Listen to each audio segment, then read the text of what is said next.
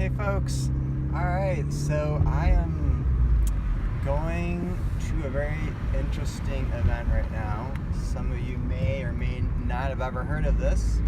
It's called Ayahuasca, and Ayahuasca is sacred, traditional,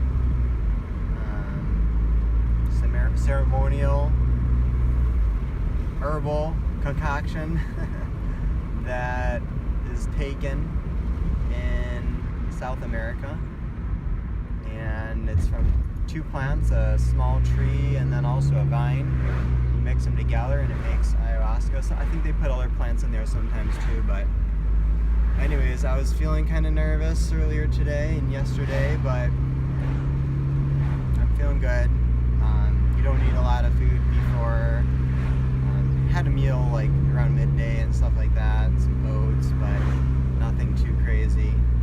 And just wanted to share a little bit of that adventure with you because some people may never have heard of it, and it's not something I typically do.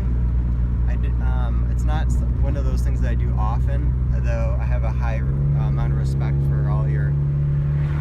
I'm an herb person, I love herbs, right? And it's so much benefit for me. I love the essential oils and all that stuff. So why does somebody do it? People might ask. Some people do it for health, some people do it for if they have any diseases or anything like that. Some people do it for that. Some people do it for spiritual growth, which is probably the most popular reason to do it.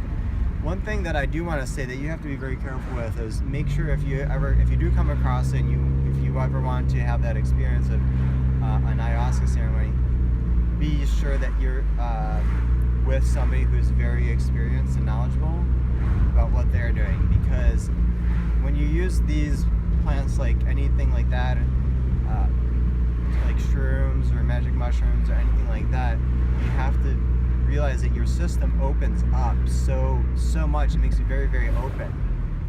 They're not bad like is commonly portrayed. They're actually incredibly good for you given the right intention and purpose for using them, right? The reason that I would say from a very, very practical standpoint, the reason that some of these plants are very not just feared but protected in some ways is that they do affect your consciousness, and consciousness is something that has to really respect. If other people are in a different state of consciousness, you don't try to force a new kind of consciousness on them. So that's one of the reasons. The people who this is not like something like a drug like cocaine, which is a highly extracted, concentrated plant. This is something that's been used traditionally for millennia and with indigenous cultures, and so it's a very different thing. So